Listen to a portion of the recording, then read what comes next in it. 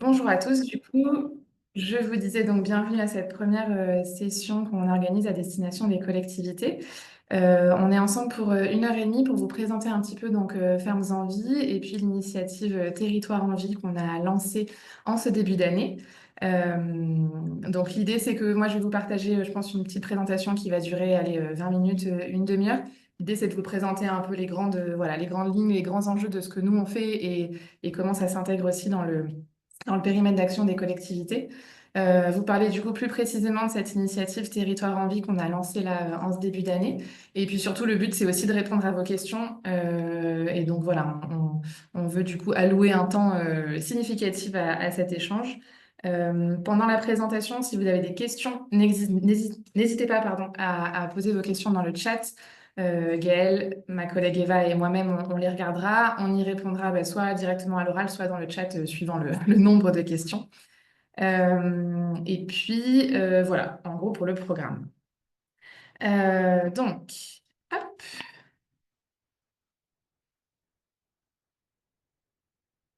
Donc, je vais vous démarrer du coup la présentation. Donc, on est réunis ici dans le cadre des actions de FEV et l'initiative Territoire en Vie.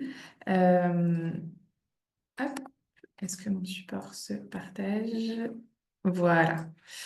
Donc, Fermes en Vie, pour ceux qui connaissent pas ou qui en ont vaguement entendu parler, on est une jeune structure qui a 5 ans d'existence, qui s'est donné pour mission de participer au renouvellement des générations agricoles partout en France. On sait aujourd'hui que ça représente un défi face à l'urgence d'une grande partie de nos agriculteurs actuellement en activité qui vont être en âge de partir à la retraite dans les prochaines années. On estime en gros qu'il y a à peu près la moitié justement de ces agriculteurs qui vont partir à la retraite. Et donc concrètement, ça, en termes d'ordre de grandeur, je pense que vous connaissez ça par cœur, mais l'idée c'est que ça représente au moins 200 000 porteurs de projets qui vont être à installer dans les 10 prochaines années. Nous, du coup, on a voulu se concentrer sur ce défi-là pour essayer donc de participer et de renouveler ces générations-là. Ce qu'on fait aujourd'hui, c'est qu'on est vraiment sur la partie financement des projets. Je vais vous détailler un petit peu tout de suite après le fonctionnement. Mais voilà, si on résume ici le schéma de l'écosystème que vous avez, donc là, on est sur des écosystèmes vraiment très agricoles avec les structures qui interviennent sur l'installation. Et donc, nous, notre action, ça va être vraiment d'intervenir sur le financement. Pourquoi ce webinaire aujourd'hui à destination des collectivités? Parce que au fur et à mesure des échanges qu'on a et de notre connaissance du terrain et des projets qu'on installe, eh ben, on s'est rendu compte que l'installation transmission, c'était un enjeu crucial pour les collectivités. Vous avez ici un résumé en gros de ce qu'on a compris de vos enjeux qui est listé ici. Les 3 points principaux, vous les avez. Donc, c'est la partie résilience alimentaire, le volet dynamisme des territoires et le volet transition agroécologique. Donc, ça s'entend, je pense, sans forcément besoin de beaucoup détailler. Je pense que pareil, vous connaissez ça par cœur et vous êtes au contact de tous ces sujets-là au quotidien. Mais l'idée, c'est voilà, résilience alimentaire pour notamment s'approvisionner en produits locaux au sein des territoires, pour les habitants, pour la restauration collective.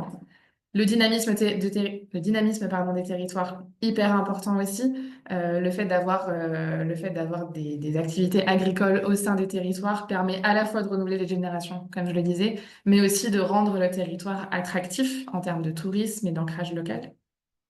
Et le dernier point, central aussi selon nous, c'est la partie transition agroécologique. On sait aujourd'hui qu'il faut opérer une transition de nos pratiques agricoles vers des pratiques plus respectueuses des hommes, de l'environnement, des campagnes.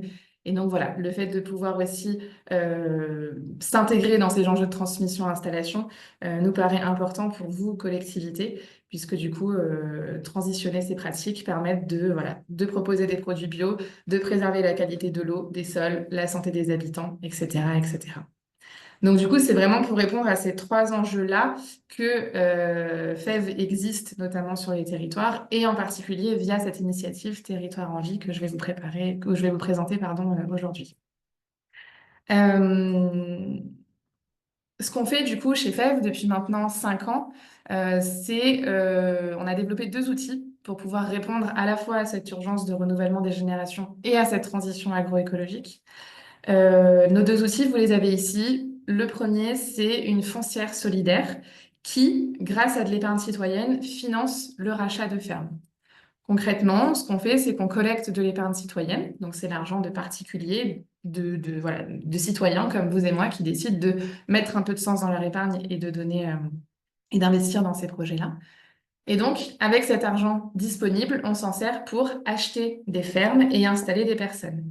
Le mécanisme qu'on propose s'appelle de la location avec option d'achat, en se disant que le principe, c'est que la personne s'installe en location pour commencer sur la ferme qu'on a achetée et qu'elle a ensuite, plus tard, et si elle le souhaite, la possibilité de racheter pour en devenir propriétaire.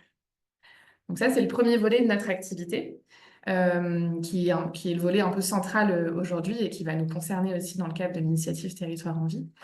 Le deuxième volet, plus pour votre information et pour peut-être ouvrir aussi la discussion vis-à-vis de l'accompagnement des porteurs de projets. On a développé une plateforme digitale qui s'appelle La Grange. Donc, c'est un site internet, hein, tout simplement, qui est à destination des porteurs de projets et qui, en fait, est une somme d'outils mis à disposition des porteurs de projets pour aider à faire émerger ou à structurer son projet d'installation. Vous avez des outils qui sont utilisables qu'on soit sur un projet d'installation à court, moyen ou long terme. Et c'est quelque chose qu'on a développé voilà, en parallèle de cette activité de financement. Sur la partie financement, aujourd'hui, comme je vous disais, donc on fonctionne avec un système de location avec option d'achat. Et donc nous, notre travail chez FEV, c'est de sélectionner les fermes à acheter et de sélectionner les projets qui s'installent dessus. Ce qui est important d'avoir en tête, c'est qu'on va pouvoir financer une ferme à partir du moment où on a un projet en face, et donc un repreneur ou des repreneurs qui s'installent. Aujourd'hui, pour sélectionner les projets et les fermes, et pour justement participer à cette transition écologique dont j'ai parlé au départ, on a voulu s'engager sur des pratiques agroécologiques de façon hyper concrète via une charte. La charte, c'est quelque chose que nous, on a rédigé, que les fondateurs de FEV ont rédigé, et que du coup, chaque repreneur qui s'installe avec nous s'engage à suivre via son activité agricole sur la ferme financée par FEV. La charte aussi, on l'a faite parce que quand on parle d'installation en agroécologie ou de pratiques agroécologiques, c'est vrai que le mot agroécologie peut être assez général et assez vaste. Et du coup, chacun peut aussi avoir sa définition. Donc nous, pour que ce soit vraiment hyper concret, hyper clair et du coup hyper impactant sur les territoires, on a écrit cette charte détaillée. Aujourd'hui, le socle de la charte pour FEV, c'est vraiment l'agriculture bio. Donc, ça veut dire que les projets qu'on finance doivent nécessairement s'inscrire là-dedans. Ça peut être une ferme déjà bio et du coup, le repreneur continue. Ça peut être une ferme qui ne l'est pas et du coup, le repreneur qui s'installe avec FEV fait la conversion, entame une conversion. Donc, le bio, c'est vraiment du coup le socle de notre charte. Et après, on essaie d'aller plus loin et de lister d'autres aspects et d'autres dynamiques. On parle de préservation des sols, on parle de diversification des ateliers sur une ferme, on parle de parties de commercialisation en circuit court, on parle d'intégration au territoire également, etc., etc. Aujourd'hui, ce qu'il faut retenir quand même, c'est que l'agriculture bio, c'est vraiment le point central qui est très objectif et du coup qui est très concret parce qu'il y a la labellisation derrière avec la certification. Les autres items sont des lignes directrices à suivre. C'est pas grave si on n'a pas, par exemple, c'est pas grave si on n'a pas coché tous les items parfaitement dès l'installation. Au contraire, l'idée c'est plus de se dire que année après année, au fur et à mesure de mon projet et de mon installation sur cette ferme et de mon développement sur cette ferme, eh ben, je vais vers ces pratiques-là. Et du coup, le rôle de FEV, c'est aussi d'analyser pardon, le projet en amont et en aval, une fois que la ferme est installée, une fois que le projet est installé, de suivre année à année comment évoluent ces pratiques-là. Donc ça, aujourd'hui, c'est un peu vraiment le garant de notre action et du coup le garant de notre participation au renouvellement des générations.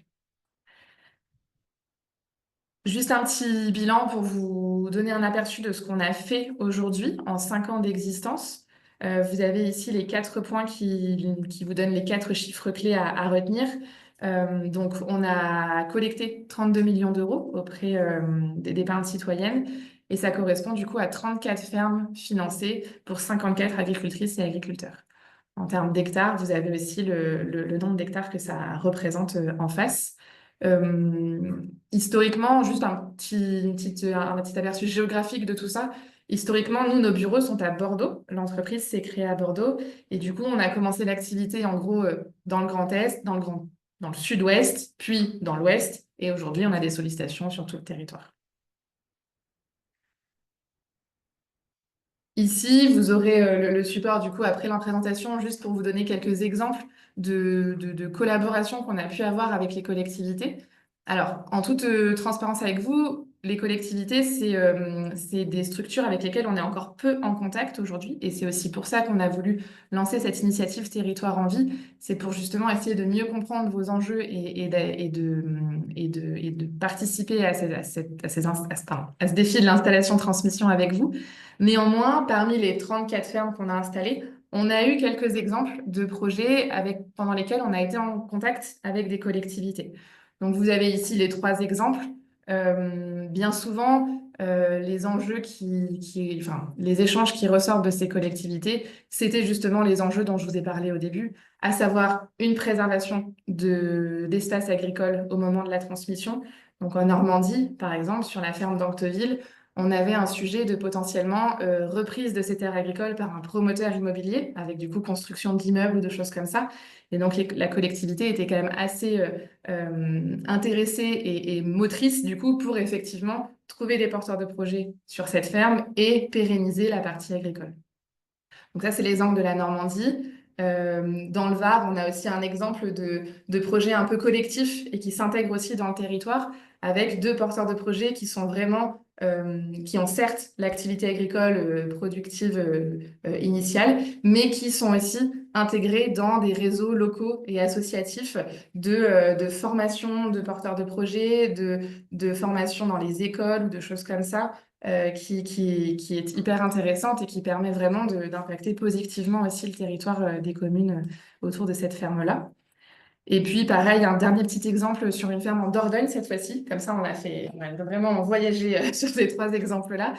Mais voilà, en Dordogne, on a ici Kevin, qui est un maraîcher qui s'est installé sur la ferme du Verdier et qui, là, s'intègre vraiment dans le territoire sur la partie commercialisation, puisque du coup, il commercialise une partie de ses légumes dans les restos-co du département via des réseaux qui sont portés par les communes ou par les comités de communes sur cette ferme-là.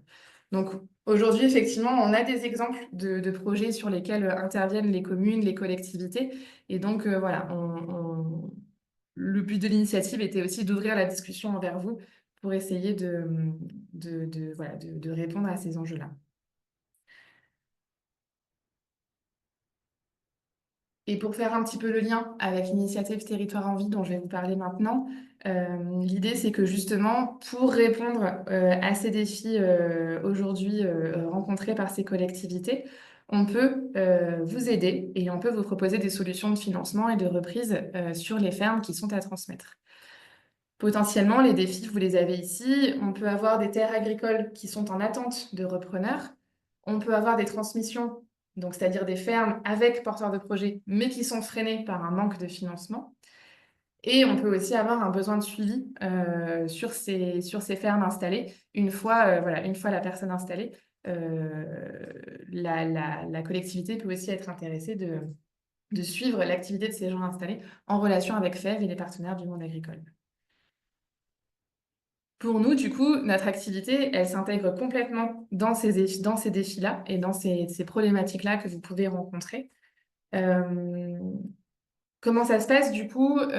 Donc, on a nommé cette initiative Territoire en vie pour essayer justement de voir si, au sein de vos structures, au sein des échanges que vous avez avec les gens du territoire, et ben voilà, est-ce qu'il y aurait des projets en attente de repreneurs ou en attente de financement qui potentiellement rentrerait dans ce qu'on fait chez FEV et qui permettrait de solutionner ces sujets, ces problématiques actuelles. L'initiative Territoire en vie, du coup, je ne sais pas si je pense que certains d'entre vous ont peut-être déjà consulté la page avec le fonctionnement concret de l'initiative tel qu'on l'a pensé.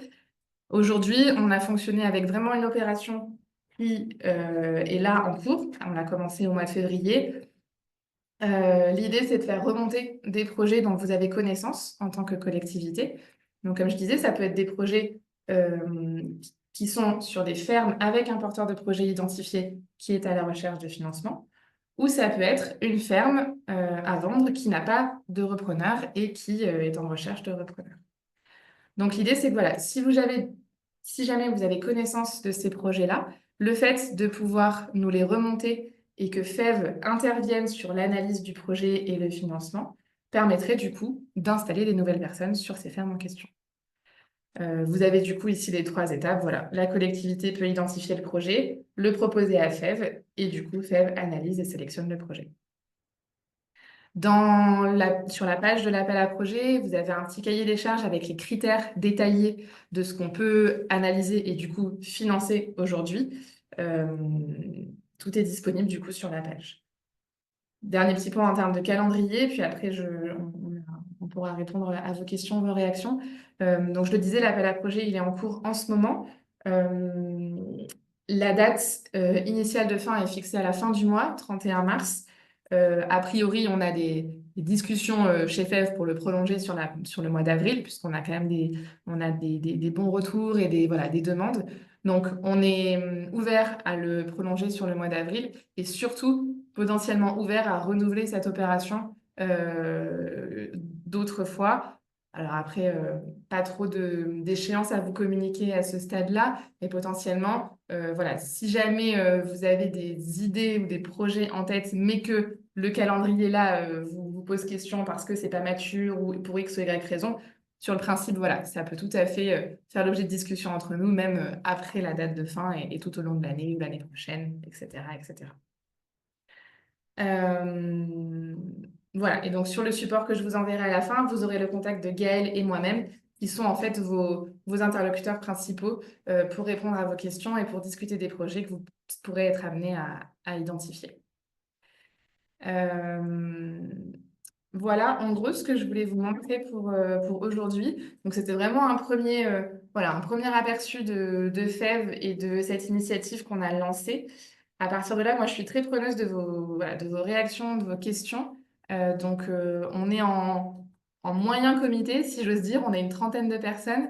Mais en tout cas, voilà, si certains d'entre vous veulent prendre la parole, n'hésitez pas. Je pense que voilà, sur le temps qu'on a, c'est aussi sympa d'échanger directement. Voilà, merci beaucoup. Et sinon, on répond aux questions dans le chat. Je peux y répondre à l'oral.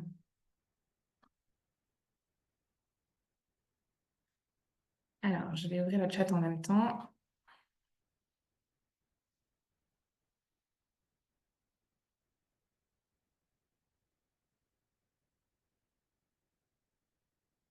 Alors, je vais prendre la question de B. Avage. Bonjour. Quelles possibilités avec l'outil de l'espace test agricole existant? Y a-t-il des synergies ou des collaborations possibles? Alors effectivement, l'espace test agricole, donc c'est un outil qui est déployé sur des fermes pour permettre à des porteurs de projets de se tester avant de s'installer officiellement. Aujourd'hui, ça peut tout à fait s'intégrer dans ce qu'on fait chez FEV et on a déjà réalisé un cas similaire. On a financé une ferme dans l'Aude où en fait, on a d'abord installé un éleveur. Et ensuite, après son installation, on a deux maraîchers, on a un ou deux maraîchers, j'ai un petit doute, et on a un maraîcher qui a rejoint la ferme. Et du coup, il y a eu 1 ou 2 hectares consacrés à l'activité de ce maraîcher qui s'installait. Et du coup, ça a été fait dans le cadre d'un espace test agricole. Donc, sur le principe, ça peut tout à fait s'intégrer, à voir selon les modalités précises, mais on peut aussi avoir des discussions dans ce sens-là. Ouais. Sur la partie, il y avait une question du coup, la question de Diana Rio. Quel est le lien ou la différence de votre dispositif avec le programme Elan qui vient d'être lancé par la SAFER? Euh, alors, le fonds Elan qui a été lancé, alors, j'ai un petit doute sur le fonctionnement. Il me semble que, alors, pour le coup, c'est assez similaire, il me semble. Je pense que je me permettrai de préciser la réponse à la question dans le mail que vous aurez avec le support. Je crois que c'est assez similaire. Je pense que la différence va consister sur les critères de financement.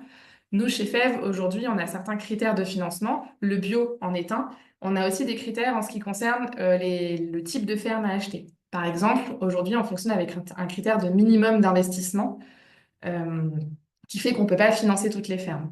Je pense que du coup, le fonds Elan potentiellement a aussi des critères de financement qui lui sont propres. Mais c'est une très bonne question et je ne saurais pas vous en dire plus très précisément. Donc, je me note la question puis je vous ferai un retour par mail un peu plus détaillé. Ok. Ensuite, j'ai une question de la communauté de communes du Diois. J'espère que je prononce bien. Quelles sont les différences et les complémentarités avec Terre de Liens? Euh, alors, donc il y a trois questions. Du coup, je vais prendre la première d'abord. Donc, quelles sont les différences et complémentarités avec Terre de Liens? Euh, L'idée, effectivement, c'est que la principale différence, ça consiste en ce système d'options d'achat qu'on propose sur les fermes. Pour rappel, Terre de Liens propose un système assez similaire sur la partie location. Donc, on collecte de l'épargne citoyenne, on se sert de cet argent pour financer les fermes et on installe les personnes en location. Ça, effectivement, le mécanisme, il est assez similaire entre Terre de Liens et FEB. La différence, effectivement, c'est la partie option d'achat, parce que l'idée, c'est qu'avec Terre de Liens, les terres restent en location. Et avec FEV, nous, on a envie de proposer une option d'achat pour permettre, in fine, à la personne qui s'installe de devenir propriétaire de sa ferme et de son outil de travail. On est vraiment, on a une posture qui est un peu complémentaire de celle de Terre de Liens. On a des échanges assez réguliers avec eux aussi. Ce qu'on se rend compte, c'est qu'en fait, on est vraiment complémentaires parce que on n'est pas sur les mêmes types de porteurs de projets qui nous sollicitent. Nous, les porteurs de projets nous sollicitent parce que justement, il y a cette partie option d'achat et que ça les intéresse de devenir propriétaire à terme. Pour autant, ça n'intéresse pas forcément tout le monde et voilà, on a des profils qui sont de gens qui ne sont pas du tout intéressés pour devenir propriétaires in fine, ça nous arrive très régulièrement de les rediriger vers Terre de Liens et inversement. La forme de la location, c'est effectivement un bail rural de 25 ans qui est signé avec la personne. Est-ce que vous intervenez aussi sur le logement? La réponse est effectivement oui également. Donc chez FEV, on peut acheter les terres agricoles et les bâtiments agricoles et d'habitation. L'ensemble est inclus dans le bail rural.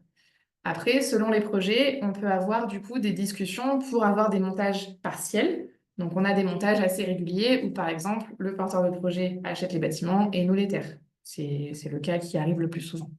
Pour autant, on peut acheter la totalité. En termes de critères, aujourd'hui, on est assez attentif à la répartition de valeur entre la partie terre et la partie bâtiment. Si, par exemple, je prends une ferme de 200 000 euros, avec les terres et les bâtiments. Si par exemple, il y a une partie très majoritaire d'investissement sur les bâtiments, aujourd'hui, c'est plus compliqué pour nous d'y aller. On souhaite que l'investissement dans les terres, ça reste un peu le cœur de notre activité. Donc c'est pour ça que je vous disais que toutes les fermes ne rentrent pas non plus dans ce qu'on peut financer. On a une partie sélection en amont qu'on fait.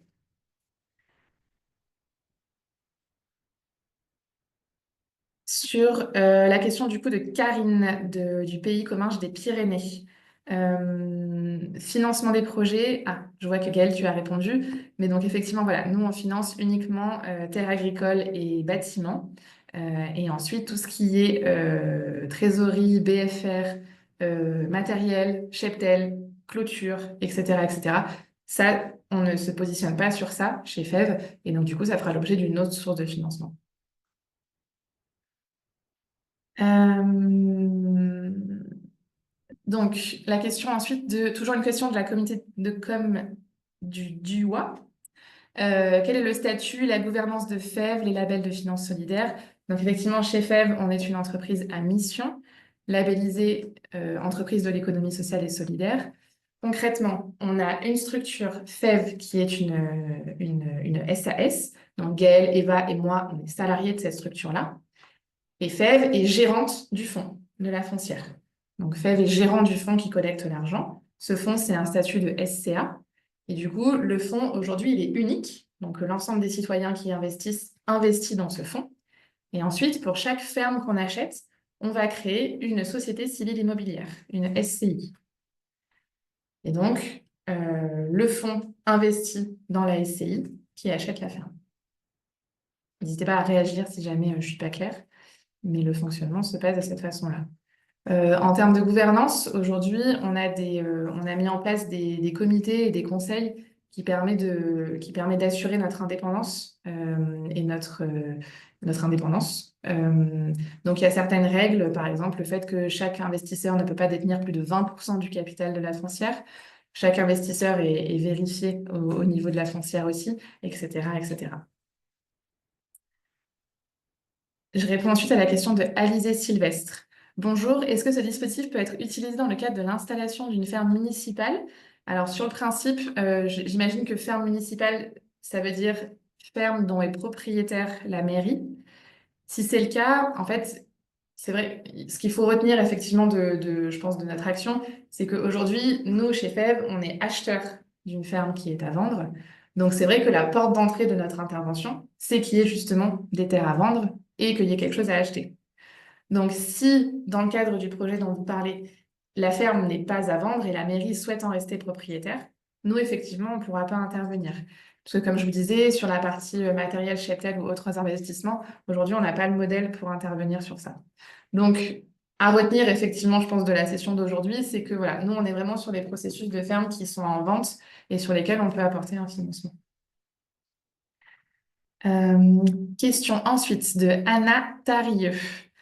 En cas de terre qui ne serait pas reprise par un agriculteur, FEV est-elle identifiée comme un agriculteur par la SAFER pour passer prioritaire? Euh, En gros, ou soutient-il la préemption, pardon. Nous, effectivement, donc non, on n'est pas agriculteur. On est vraiment la solution de financement du porteur de projet qui s'installe.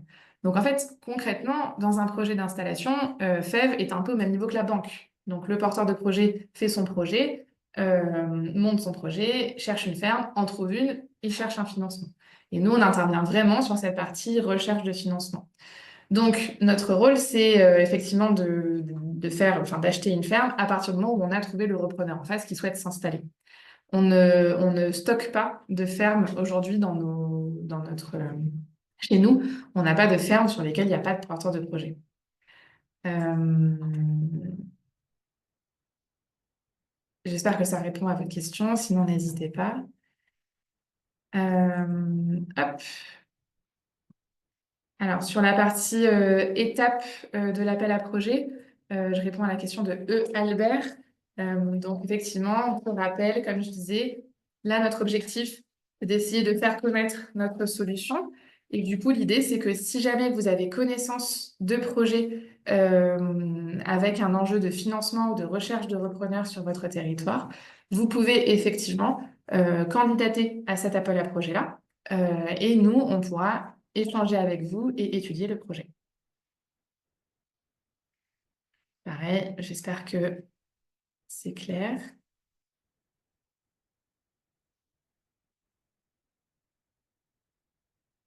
Je peux faire une petite pause si jamais il y a une question à l'oral qui se profile, si quelqu'un veut prendre la parole. Et après, je prendrai les restes des questions du chat.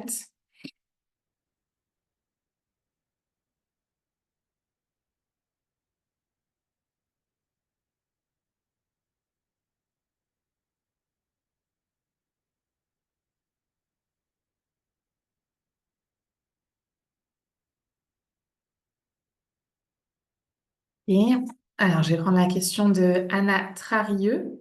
Tout type de projet, tout type de porteurs de projet sont soutenus par FEV. Effectivement, oui. Aujourd'hui, on n'a pas de contraintes spécifiques sur le statut de l'entreprise que la personne va créer. Voilà, sur le principe, aucune contrainte. Question de Louise Tissot sur les critères de financement. Donc, je vous disais au départ, pardon, je n'ai pas posé la question en entier. Bonjour, pouvez-vous préciser les critères de financement? Donc, en gros, je vous ai dit chez FEV, on va analyser à la fois la ferme à acheter et le projet à financer. Sur la ferme à acheter, on a deux critères principaux. Le premier, c'est un critère de montant minimum de l'investissement porté par FEV, qui s'élève à 200 000 euros. Et le deuxième, c'est un critère de répartition de valeur entre les terres et les bâtiments. Donc, pour résumer, 200 000 euros minimum à investir par FEV sur les terres et les bâtiments, ou sur les terres seules, et une valeur des terres majoritaire dans l'enveloppe, ou supérieure à celle des bâtiments. Aujourd'hui, c'est les deux principaux points qu'on regarde. Et après, tout ça est beaucoup à mettre en lien avec le projet qui est à financer en face. Sur le projet à financer, donc on a la partie agroécologie, que là j'ai détaillée au départ, donc label bio et pratiques agroécologiques qui s'inscrivent dans la charte de FEB. Les autres points qu'on regarde aujourd'hui, ils vont concerner, deuxièmement, du coup, les compétences et l'expérience du porteur de projet. Donc, l'idée, c'est que la personne qui s'installe connaisse déjà un peu l'atelier en question et ait déjà travaillé sur des fermes avant d'en devenir chef d'exploitation. Là-dessus, très concrètement, on parle, nous, de la capacité agricole et d'une année d'expérience pour pouvoir s'installer en tant que chef d'exploitation. Donc, agroécologie et expérience. Troisième point, c'est sur la partie accompagnement. Et c'est là aussi où les collectivités sont assez présentes parfois. L'idée, c'est qu'en fait, on va demander à ce que la personne elle soit accompagnée par l'écosystème agricole pour pouvoir s'installer, notamment sur la partie chiffrage et prévisionnel du projet. Ça, c'est vraiment la partie obligatoire. Et après, selon les projets, il peut y avoir d'autres accompagnements requis. Ça peut être un agrobio sur le cahier des charges techniques bio, ça peut être un CIVAM sur la partie études de marché s'il y a du circuit court, enfin, voilà, etc., etc. Pour être très complète, je dirais qu'il y a un quatrième point en termes de critères du projet, c'est la partie apport personnel qui est importante, je pense, à évoquer aujourd'hui. L'idée, c'est qu'en fait, nous, notre investissement, il est vraiment sur la partie terre et bâtiment. Il va y avoir d'autres investissements potentiellement pour un porteur de projet qui s'installe. Et pour passer par FEV, un apport personnel va être demandé, notamment pour la partie société civile immobilière dont je vous ai parlé. Donc, si vous vous rappelez, le fonds crée une société civile immobilière pour acheter la ferme en question. Et ce qui va se passer, c'est qu'on va demander au porteur de projet de prendre une part minoritaire de cette ESCI à l'installation pour qu'il soit actionnaire minoritaire et que le jour où il souhaite racheter, il rachète les parts sociales de la SCI. Ça, c'est sur le côté un peu plus technique, comment on monte le projet avec le porteur de projet. Et donc, ce que ça veut dire, c'est que la prise de participation initiale, elle s'élève à 2,5% du montant que fait l'investi. Et donc, ça matérialise un peu l'apport que doit avoir le porteur de projet pour s'installer avec nous. Les 2,5%, du coup, ça dépend beaucoup du montant de la ferme en question. Mais voilà, potentiellement, ça veut dire que ça représente quelques milliers ou quelques dizaines de milliers d'euros, quoi. Donc voilà, les critères, si je résume, c'est charte avec le bio, expérience, accompagnement et apport.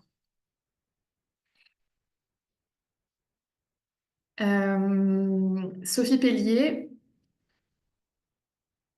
le label bio est amené à évoluer afin de prendre en compte la qualité de ses sols. Cela conduirait à une impossibilité pour certaines fermes sur sol pollué d'obtenir le label. Dans ce cas, des pratiques bio mais sans label pourraient être acceptables pour vous. Alors, c'est une excellente question et c'est un cas auquel on est confronté effectivement quand on est dans des fermes avec des sols pollués. Aujourd'hui, nous, en fait, on a une tolérance sur le délai pour obtenir le label bio. Du coup, ce que ça veut dire, c'est que de base, on est sur des projets qui sont 100% bio. Il faut nécessairement il faut nécessairement qu'il y ait une conversion bio sur la ferme. Après, du coup, on a une tolérance sur le délai et donc on parle de conversion bio à horizon 5 ans après l'installation. Ce qui veut dire concrètement qu'on peut tout à fait envisager de ne pas démarrer la conversion dès l'installation. Et du coup, ça s'entend sur des fermes qui, comme vous le dites, peuvent être un peu polluées.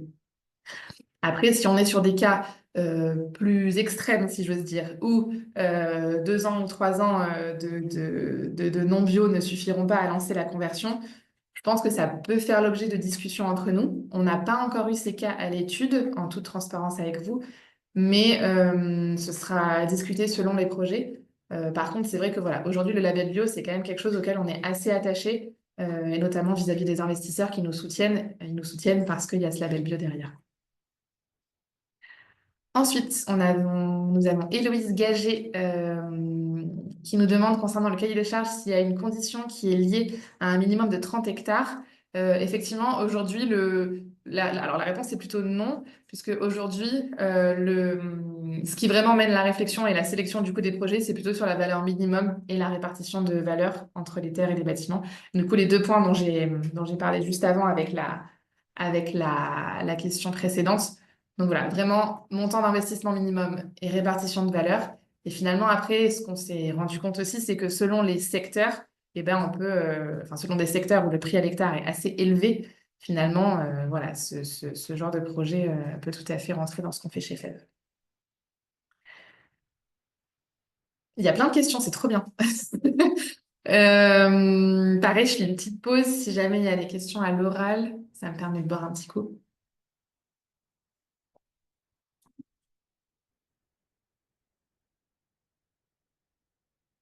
Ok. Question de Karine. Merci Karine. Y a-t-il un montant maximum d'achat? Aujourd'hui, pas vraiment. Nous, ce qui va nous intéresser, c'est surtout d'acheter au prix du marché et à un prix juste. Donc, on n'a pas de montant minimum, pardon, on n'a pas de montant maximum. Donc, on a plutôt un montant minimum, comme je disais dans les questions d'avant. Euh, et effectivement, quand on somme terre, bâtiment, cheptel, etc., on peut aller sur des prix assez élevés. Euh, Même, alors pour le coup, même sans, même, enfin, sur des projets, donc nous on finance, c'est vrai, terre et bâtiment. Ça nous est arrivé de faire des gros projets dans le Grand Est, sur des fermes laitières dans l'Ouest ou des choses comme ça. Notre maximum, il est autour de 1,6 million, je dirais 1,7 million, sur effectivement des grandes fermes laitières avec pas mal de surface. Et en plus, ça, c'est vraiment que la partie investissement de FEV. Et donc, comme vous dites, après, il peut y avoir le matériel, le cheptel, etc., qui se rajoute.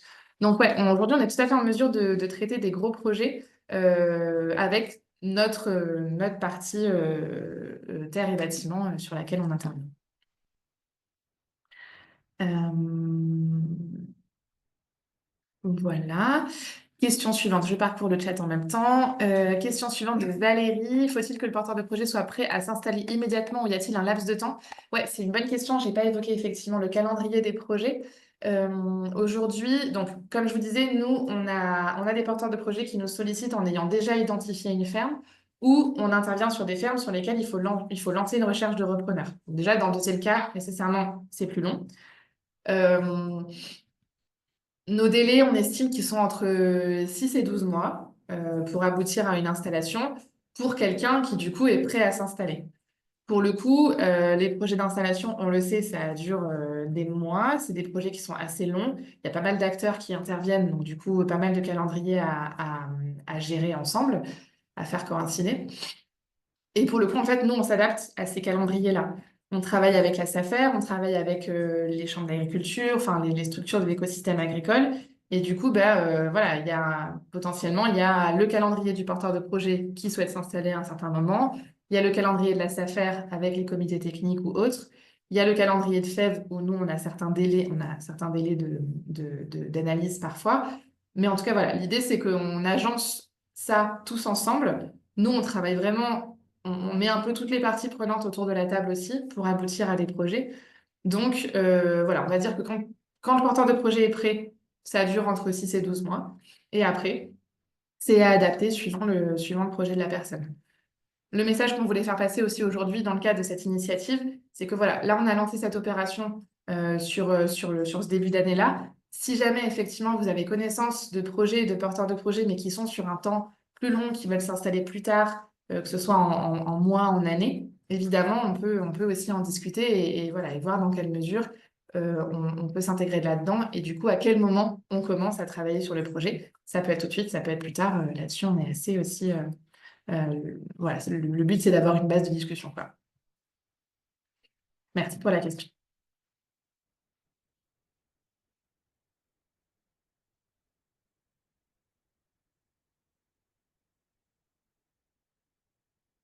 Ensuite, du coup, je continue. J'ai une question de la Comcom du DIWA.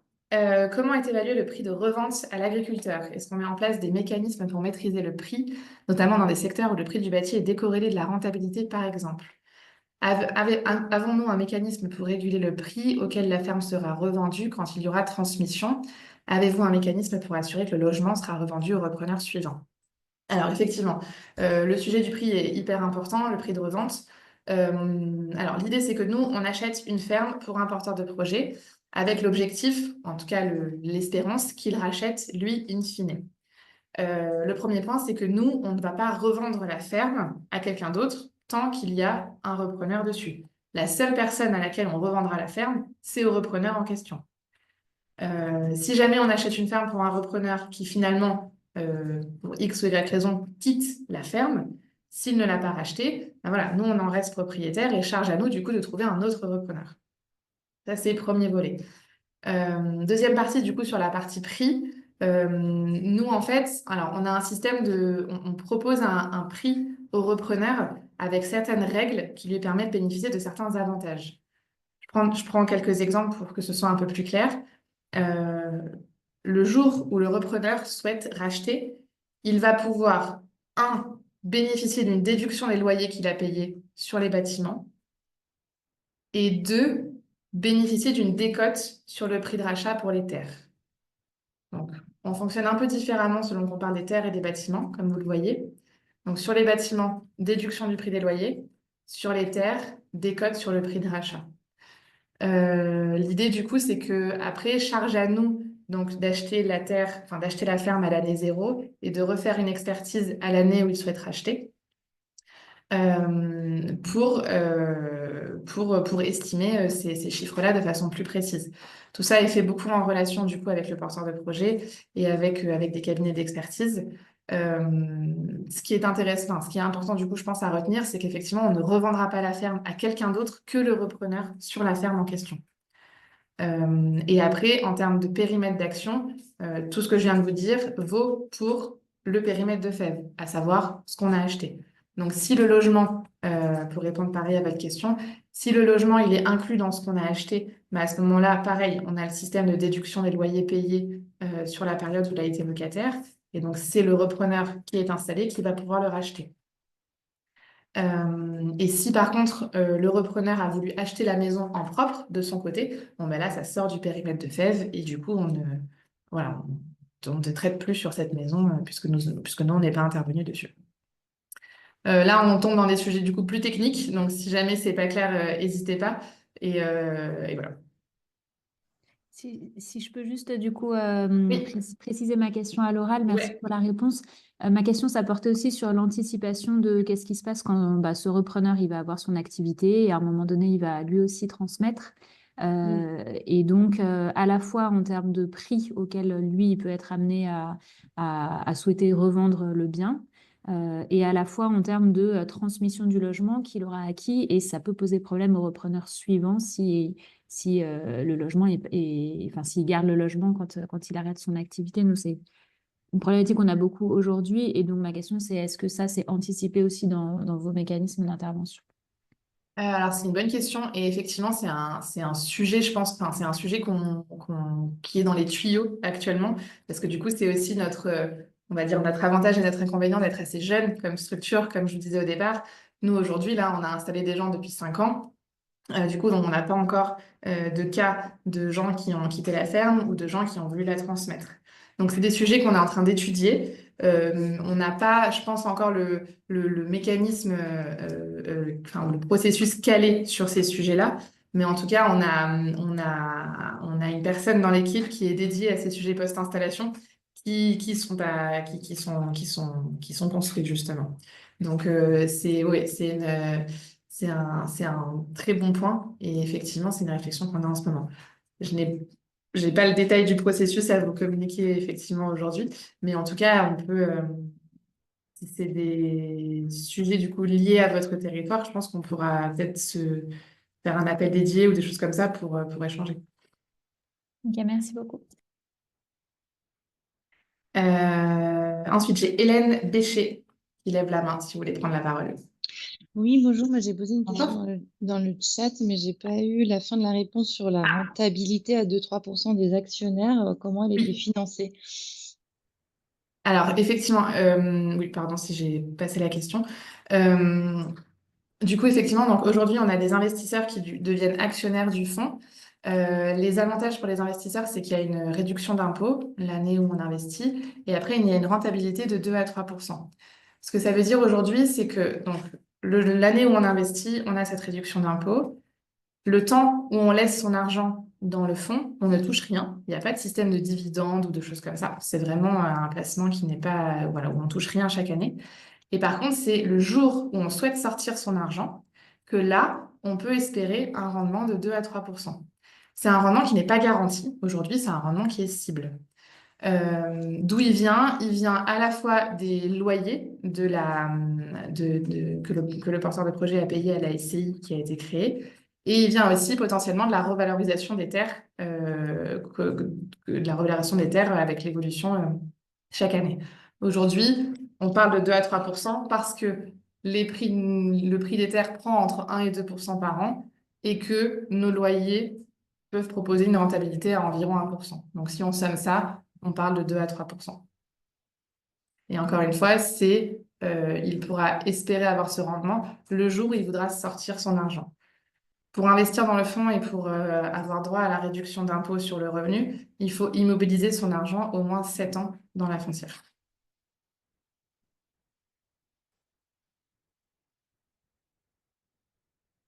Ok.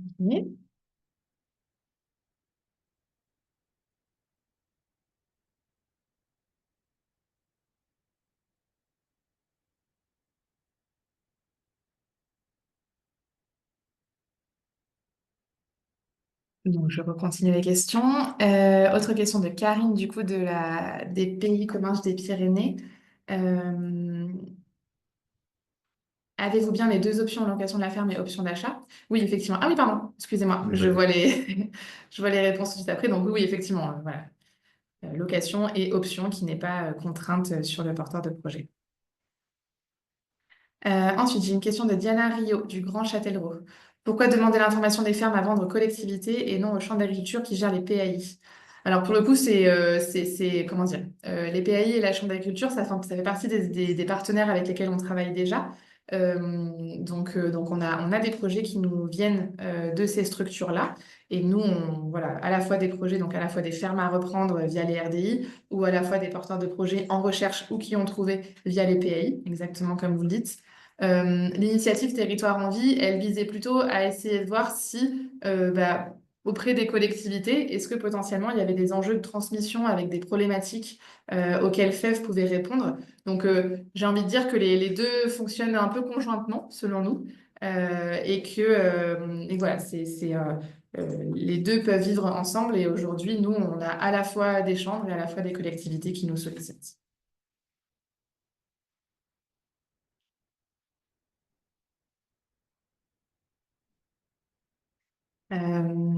Sur la question de Eléa Jakolski, juste je précise rapidement à l'oral.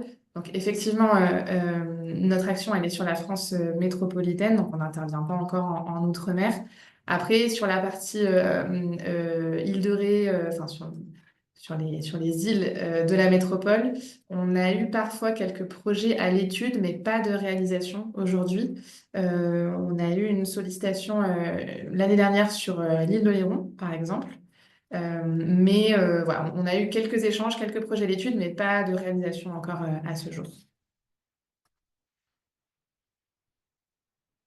Marine du Grand Châtellerault, quand serez-vous en capacité de nous communiquer la possible prolongation de l'AMI? Je pense d'ici une dizaine de jours, on l'officialisera.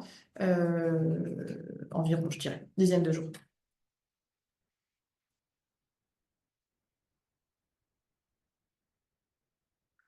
Question de Marie Caspar. Dans sa gouvernance, FEV est-elle asyndicale et apolitique? Absolument. Aujourd'hui, on est totalement indépendant. Voilà, on est totalement indépendant. Je vous l'ai dit, financé par des particuliers. On a quelques institutionnels qui ont investi aussi dans le fonds. Donc, pareil, pour vous donner des ordres de grandeur, aujourd'hui, on a collecté 32 millions d'euros au total. Et on a environ 8 millions d'euros qui viennent de fonds institutionnels. On a le fonds entrepreneur du vivant, on a la Caisse des dépôts, la Banque des territoires qui a mis un petit peu de fonds. Néanmoins, voilà, il n'y a pas de parti politique et syndical qui interviennent dans notre foncière aujourd'hui. Et c'est quelque chose auquel on est hyper à cœur, je pense.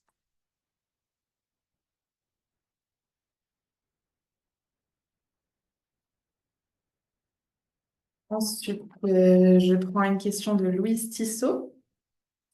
Est-il possible de mettre en place des cahiers des charges avec la SAFER pour sécuriser les terrains dans le milieu agricole pour anticiper la cession d'après ou un arrêt d'activité du repreneur? Nous, le sujet qu'on a sur la sécurisation des terrains agricoles, c'est potentiellement avec cette option d'achat. L'idée, c'est que si jamais la personne rachète, et c'est notre objectif à terme, par contre, après, du coup, on n'a pas d'impact sur ce que va faire la personne après. Donc ça, c'est quelque chose duquel on est conscient et qu'on veut, enfin, auquel on est attaché aussi. Et après, pour ça, ça nous est arrivé pour certaines fermes à financer où il y avait un enjeu sur le territoire de préservation de la terre agricole.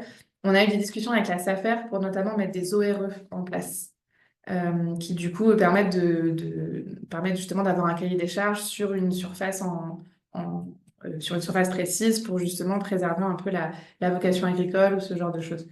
Euh, donc, on travaille avec la SAFER sur ces sujets-là, notamment voilà, sur des projets ou sur des surfaces où il y a de l'enjeu, de cet ordre-là. Après, voilà, sur la partie option d'achat, aujourd'hui, ça reste effectivement une réalité que quand le porteur de projet aura racheté, s'il n'y a pas de cahier des charges spécifique qui a été mis en place, voilà, on n'a plus d'impact sur la vocation ensuite de ces terres. Voilà, la question de Louise.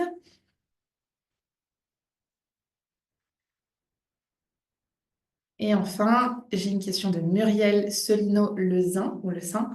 Après la fin de l'appel à projet, peut-on continuer de vous proposer des projets? Ça tombe bien, c'était un peu la conclusion que je voulais apporter aussi suite à vos questions. Donc oui, oui, absolument. L'idée, encore une fois, c'est que voilà, on a lancé ça ce début d'année pour essayer de concentrer des efforts de communication et d'essayer de faire connaître un peu l'initiative. On va la prolonger, on la refera, je pense, plus tard. Et évidemment, voilà, si vous avez connaissance d'un projet qui correspond à tout ce qu'on s'est dit aujourd'hui à nous proposer, on sera hyper réceptif et ravis d'en parler avec vous tout au long de l'année. J'espère que ça répond à vos questions. Je vois qu'il est midi, donc si jamais il y a d'autres, enfin voilà, si jamais il y a des questions auxquelles j'ai partiellement répondu ou c'était pas clair, ou d'autres questions à proposer, n'hésitez pas, on a ce temps-là aussi dédié.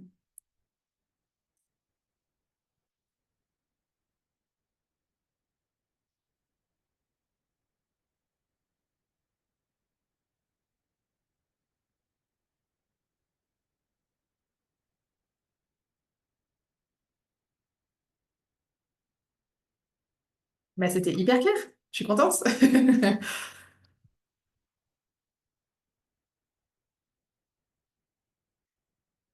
Bon. Si... Bah, Gaëlle, Pour oui. répondre à Karine, oui, oui, on va vous transmettre nos coordonnées. Vous aurez la présentation qu'on va vous envoyer dans laquelle vous retrouverez effectivement nos coordonnées avec notre répartition géographique, ce qui vous permettra de savoir à qui vous adresser les projets que vous pouvez avoir sur votre territoire. Eh ben, on est ravis de vous avoir accueillis. Bon, n'hésitez pas, on reste connecté. Voilà, si jamais il y a des questions qui vous viennent là sur les quelques minutes qui arrivent, n'hésitez pas. On va rester connecté avec Gaëlle. Pour les autres, si tout était clair, on peut vous libérer pour aller manger. Voilà, encore avec plaisir. Merci beaucoup d'avoir assisté à cette session. On est ravis d'avoir pu vous présenter FEB et j'espère que ça a pu résonner, vous faire penser à des choses. Donc voilà, comme disait Gaëlle, on vous envoie le support avec nos coordonnées. Et puis, on reste dispo là encore quelques minutes s'il y a des questions. Merci à tous. Merci à tous.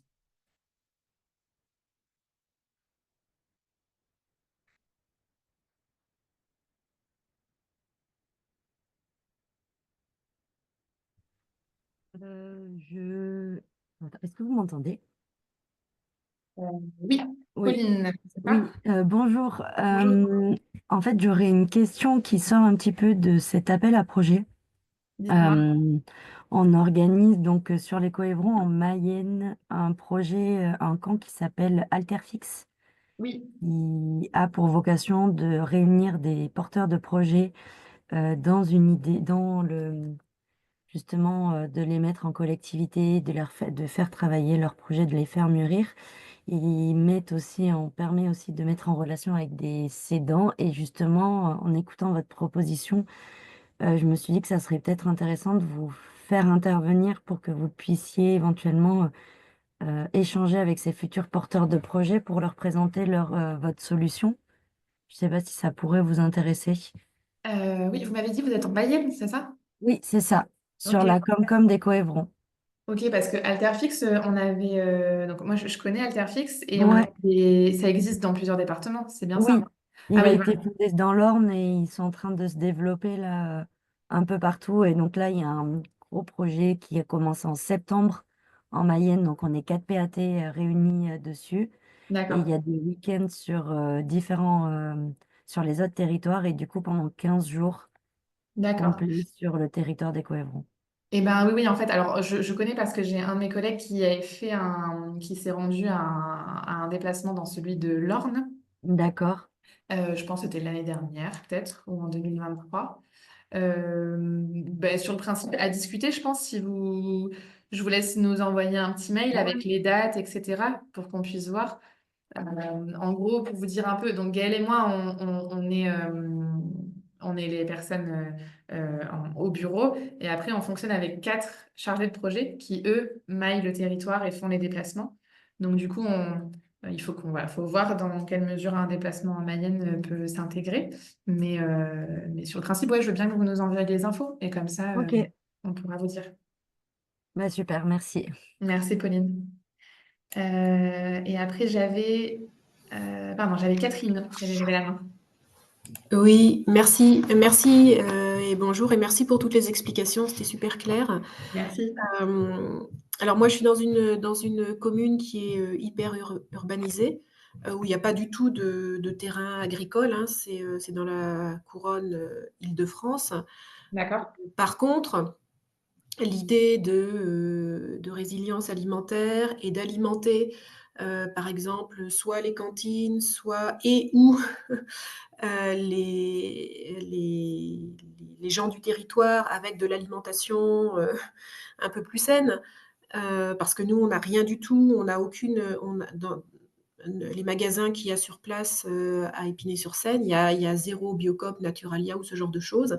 C'est pas du tout rentré dans les propositions d'alimentation en fait. Et même les restaurants qu'on a, c'est que du tacos, du fast food. Enfin voilà, on est vraiment à la base de la base en termes de propositions. Et ce que je me disais, c'était que on pourrait, dans un projet politique à venir, donc investir dans une ferme qui soit pas sur notre territoire, mais qui soit pas forcément très loin, avec, par exemple, si c'est du maraîchage, avec une relation particulière avec le porteur de projet, la personne qui reprend ou qui prend la ferme, de façon à lui assurer une certaine, un marché en fait, parce qu'on achèterait une certaine partie de sa production. Voilà.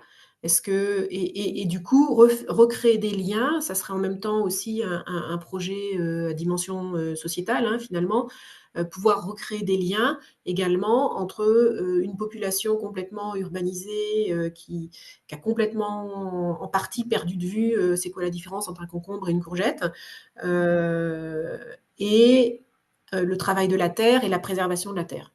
Voilà. Est-ce que ça, c'est des choses dont on peut parler, peut-être, c'est un peu peut-être à côté par rapport au projet global, mais en tout cas, voilà, c'est mon sujet. C'est hyper intéressant. Oui, oui. Alors, et quand vous dites investir sur d'autres fermes, j'imagine que quand même l'idée c'est d'avoir une cohérence locale Oui, et oui, voilà, oui, et de tout rester à sur fait. En des fait, fermes qui seraient qui potentiellement. serait pas très loin, en fait. Ouais, Nous, ouais. on est dans le 93, en Mm. Seine-Saint-Denis, donc peut-être dans l'Oise, ou en tout cas, les terrains, les fermes les plus proches, pour garder cette cohérence territoriale quand même. et puis avoir un minimum, enfin un circuit court en fait, entre la production qui peut se faire pas le plus proche possible, mais qui ne se fera jamais sur notre territoire parce que on est 55 000 personnes sur 4,5 km². Donc, vous voyez, c'est complètement urbanisé. Mais garder cette cohérence-là, se recréer une sorte de lien avec une production et garantir à l'agriculteur qu'on lui achète X% de sa production sur un certain nombre d'années parce qu'on va alimenter la cuisine centrale ou parce qu'on va alimenter les repas pour les seniors ou je sais quoi, des choses comme ça. C'est un projet que vous avez, enfin, qui est avancé, c'est juste au stade. Non, du tout. Pour l'instant, c'est juste dans ma tête. D'accord. C'est pas du tout avancé. Voilà. Et j'aimerais pouvoir le caractériser un petit peu pour me dire, enfin, pour qu'on puisse, pour arriver en proposition dans le cadre de la campagne électorale à venir, en caractérisant un projet et en l'ayant un petit peu voilà, dimensionné et qu'est-ce que ça voudrait dire comme impact localement et puis financièrement en fait. Qu'est-ce qu'il faudrait pour que la collectivité voilà, puisse abonder. J'ai compris que si on peut participer en investissant en fait. Ça serait un investissement mais un peu particulier. Alors, oui, en fait, nous, dans l'analyse des projets qu'on fait, effectivement, la personne doit chiffrer son projet, elle doit réfléchir à ses circuits de commercialisation, etc. Donc, tout ça, le volet aval de vente, etc., de commercialisation, il est pris en compte dans l'analyse des projets qu'on fait. Et effectivement, surtout quand on parle de circuits courts, il faut nécessairement avoir inclus cette réflexion-là quand on s'installe. Donc, nous, on l'inclut aussi dans l'analyse. Et après, pour le coup, dans les projets qu'on finance, c'est assez diversifié. On a des gens qui sont en circuit long pour commencer, puis qui réfléchiront au circuit court plus tard. On a des gens qui font du mixte, on a des gens qui sont 100% circuit court. Enfin voilà, là-dessus, chaque projet est un peu différent et s'organise différemment selon le projet, quoi. Et donc après, alors, dans l'Île-de-France, on n'a pas installé de ferme encore. On a un projet à l'étude en ce moment. Donc en fait, il y a deux choses. C'est soit sur une ferme particulière qu'on a financée ici dans le 92 à côté de chez vous. Enfin voilà, soit sur cette ferme-là, bah, peut-être il y a quelque chose à faire. Et du coup, là, je dirais que c'est un peu plus à l'opportunité voilà, si jamais on finance une ferme dans les prochains mois sur ce secteur-là, bah, avec plaisir pour discuter des circuits et de commercialisation et voir ce qu'on pourrait faire avec des collectivités telles que la vôtre. Donc ça, c'est vraiment sur des fermes en particulier, des projets. Et après, de façon plus générale, effectivement, en termes d'investissement, nous, notre mécanique d'investissement, il est vraiment voilà, une participation dans le fonds qui, du coup, sert in fine à acheter les fermes qu'on finance. Mais c'est vrai que c'est une participation qui est un peu indirecte, parce qu'en fait, on ne flèche pas son argent vers une ferme en particulier. Oui. On on investit dans le fonds et après le fonds sert à financer les fermes FEV. Et on adhère au projet FEV. Donc moi je trouve ça, ce que vous dites, c'est hyper intéressant. Après, dans la réalisation plus concrète, du coup, c'est à réfléchir. Mais Ok. oui, en tout cas, à partir d'une ferme qu'on a financée ou qu'on a à l'étude, d'inclure les acteurs locaux et d'inclure cette dynamique de commercialisation, c'est ce qu'on fait déjà effectivement sur les fermes qu'on finance, quoi. Donc peut-être que je peux poser un peu mieux la réflexion que j'ai et puis vous la soumettre dans les semaines à venir. C'est pas pour participer du coup à l'appel à projet que vous avez là, bien sûr, hein, mais c'est un peu pour caractériser ce que pourrait être un projet Ouais. de cet ordre-là. Ouais, absolument. Pour le coup, oui, on peut être très. Enfin, ça peut tout à fait ouvrir la discussion, notamment sur cette région-là aussi qui est hyper particulière Oui.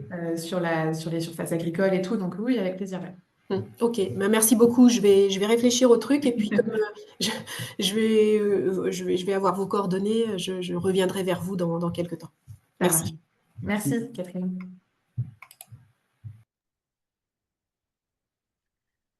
Ouais. moi, si possible, j'aurais également une petite question. Ah, pardon, je vous ai pas entendu. Ah, est-ce que vous m'entendez Ah, mieux? oui. Je vois pas qui c'est qui. Ah, Eléa, c'est Oui, ça? il est de la communauté de communes de l'île de Ré. Oui, Je me demandais sur donc des porteurs de projets identifiés mais sans foncier. oui. Euh, donc si vous recherchiez principalement des fermes existantes, enfin, il me semble que ça c'est le cas, mais est-ce que vous pouvez rechercher en fait à agréger plusieurs parcelles, donc qui peuvent être proches ou un peu séparées de quelques kilomètres, pour constituer une ferme qui n'existe pas actuellement et où il n'y a pas forcément de bâtiment non plus d'ailleurs. On est intervenu déjà sur, enfin, pareil, on a étudié déjà des projets sur ce type de ferme-là, mais nous, on intervient plutôt en bout du processus quand la ferme est déjà reconstituée et qu'elle est prête à transmettre ou installer. On n'a pas spécifiquement de, je pense que, ouais, je dirais qu'on n'a pas spécifiquement de compétences pour aider à la création d'une ferme. Après, si jamais, enfin, ça dépend un peu où est-ce que la ferme en est de cette création-là, si j'ose dire, enfin, où est-ce que vous en êtes de cette création-là. Mais tout ce qui est, enfin, nous, effectivement, on va vraiment étudier la recherche de repreneurs et potentiellement le financement. Donc, on ne fera pas je pense qu'on ne fera pas une analyse en amont une analyse de sol ou une analyse enfin, ou de cohérence parcellaire, etc. Je ne sais pas exactement quels sont les bons termes, mais c'est vrai qu'on intervient plutôt en fin de ce processus-là, quand il y a un lot qui a été reconstitué et qui, du coup, est prêt à installer quelqu'un. C'est à ce moment-là, je pense qu'on intervient. Aujourd'hui, on intervient très peu en amont de ça, je pense. D'accord, ok. Je ne sais pas si Parce c'est que très clair, mais oui, oui, parce que du coup, je me demandais enfin, par quels outils vous alliez identifier en fait d'éventuels fonciers disponibles pour ces porteurs de projets. c'est majoritairement par les acteurs de l'écosystème, donc chambres, SAFER, agrobio, etc. Euh, c'est majoritairement ça. Après, du coup, on a des porteurs de projets avec foncier qui nous sollicitent Mhm. et qui sont en Ouais, recherche de financement. Ça, c'est une étape un peu plus aval encore. Et après, le troisième point, c'est qu'on a parfois des cédants qui nous sollicitent directement. C'est un peu plus rare parce qu'on est moins connu des cédants aujourd'hui, mais ça arrive. d'accord, ok. Et du coup, est-ce que vous sauriez plutôt à quelle structure, donc singulier au pluriel, hein, faire appel pour justement constituer ces lots de parcelles? Bah, ces acteurs-là, du coup, ces mêmes acteurs de l'écosystème? Pense. Alors, la SAFER, je pense, a une expertise foncier qui est sa compétence première et du coup pertinente. Mhm. Et après, je pense que ce sera plutôt avec euh, tout ce qui est les structures d'aménagement du territoire, peut-être plus public aussi, j'imagine. Euh, ouais, moi, je mettrais la SAFER en premier, je pense, justement en structure qui va vous orienter vers les bonnes étapes et les bonnes personnes, que ce soit eux ou quelqu'un d'autre. Je pense que la SAFER peut être la bonne première étape, selon moi. Ok, super, merci beaucoup. Merci. Oui, après j'ai Valérie. Oui, bonjour. Alors, je vais peut-être vous poser une question auquel vous avez déjà répondu parce que j'ai loupé toute la présentation. C'est pas J'ai grave. un rendez-vous qui a duré, donc du coup, j'ai pas entendu votre présentation et j'ai hâte de revoir le replay. Ça Euh, marche. Par contre, juste une question, j'ai rencontré il y a peu de temps une personne qui souhaite s'installer sur mon territoire. Moi, je suis chargée de mission projet alimentaire territorial. Et elle est actuellement en formation pour s'installer. Elle veut s'installer sur du maraîchage et des poules pondeuses. Ok. Et elle a une ferme à sa connaissance qui, pour l'instant, est vide parce que le propriétaire est décédé et il n'y a pas de succession familiale ni sur les bâtiments ni sur le parcellaire. Alors, je ne sais pas de ce que vous avez dit dans les réponses, il faut plus de valeur de terre que de bâtiments. pour le coup, là, je ne sais pas ce qu'il en est. Elle m'a dit que pour l'instant, tout était chez le notaire, mais je ne sais pas comment ce genre de situation est résolu pour qui met à la vente, enfin, je ne sais pas trop comment ça fonctionne, à vrai dire, puisqu'il n'y a pas de succession. D'accord. Je peux vous demander juste dans quel territoire vous êtes? Côte d'Or. Côte d'Or, ok. Bourgogne. Oui, Et alors, est-ce que ce genre de projet peut être intéressant pour une structure comme la vôtre? oui, Elle, alors, elle a son projet, elle a l'idée du lieu qui va être disponible, mais pour le coup, je ne sais pas comment ça fonctionne et autres. d'accord. Alors, oui, oui, alors, dans ce que vous avez décrit en termes de projet, pourquoi pas, effectivement, c'est une porteuse de projet, je pense, qui peut tout à fait rentrer dans ce qu'on fait. Nous, alors, pour vous dire rapidement, on va chercher un porteur de projet qui est expérimenté, formé, et qui veut s'installer en bio. C'est peut-être aussi le point qu'il faudra valider de son côté à elle. Je pense que la question de l'intervention de FEV, elle va plutôt se poser côté ferme dans votre cas. Parce qu'effectivement, on a des critères côté ferme. Aujourd'hui, je pense qu'il faut retenir par rapport à l'intervention de FEV, c'est que nous, on est acheteurs de fermes qui sont à vendre. C'est ce que Donc j'ai là, compris. la porte d'entrée de notre intervention, c'est est-ce qu'il va y avoir une volonté de vendre de la part des héritiers ou du vendeur? Là, il n'y en a pas pour le coup. Donc j'imagine que oui, elle va être vendue, cette ferme. Je ne sais pas Ok. comment ça fonctionne, mais j'imagine que oui. Ouais, ben effectivement, faudra, ça peut rentrer dans ce qu'on fait. Et après, donc sur la ferme, oui, nous on a des critères. On fait pas de la toute petite surface du coup parce qu'on parle de 200 000 euros généralement d'investissement minimum, Mhm. sachant qu'on peut acheter des terres et des bâtiments. Donc à voir, ça dépend effectivement de quelle ferme on parle, qu'est-ce qu'il y a comme surface, comme bâtiment à racheter. Je pense, les questions à se poser. Euh, mais pourquoi pas? Je pense que vous pouvez tout à fait, euh, enfin, ça rentre potentiellement dans cette initiative Territoire en vie, je pense. Et D'accord. après, ce sera à creuser, du coup. Et c'est peut-être quelque chose que vous avez dit, mais qui répond à votre appel à projet? Le porteur de projet ou si c'est ma structure pour l'accompagner ou comment? Alors là, on a un format qui est plutôt orienté structure, collectivité. Mhm. Mais pour le coup, enfin, vous pourrez regarder le dossier à compléter. C'est hyper succinct. C'est juste un tableau en indiquant en gros ce que vous m'avez dit à l'oral, à savoir une porteuse de projet sur tel projet, etc. Et après, si on peut avoir deux niveaux, soit vous indiquez directement les coordonnées de la porteuse de projet et nous on peut prendre contact, soit si Mhm. vous pensez qu'il y a une étape intermédiaire à faire, voilà, ça peut passer par vous. Mais en tout cas, vous verrez dans ce qu'on demande comme information, il y a justement cette partie un peu description de ferme, de juste savoir qu'est-ce qu'il y a comme surface et comme bâtiment, pour Mhm. déjà en un coup d'œil vous dire si ça peut rentrer ou pas. Mais en tout cas, voilà, non. Pour conclure, le dépôt de projet, il est plutôt orienté collectivité, donc votre structure, Ah. mais il Mhm. est hyper simple à remplir. C'est quelques infos, quoi. Ok, très bien. Eh bien, merci. Merci pour la question. Bonne fin de journée. Au revoir. Merci, bon courage.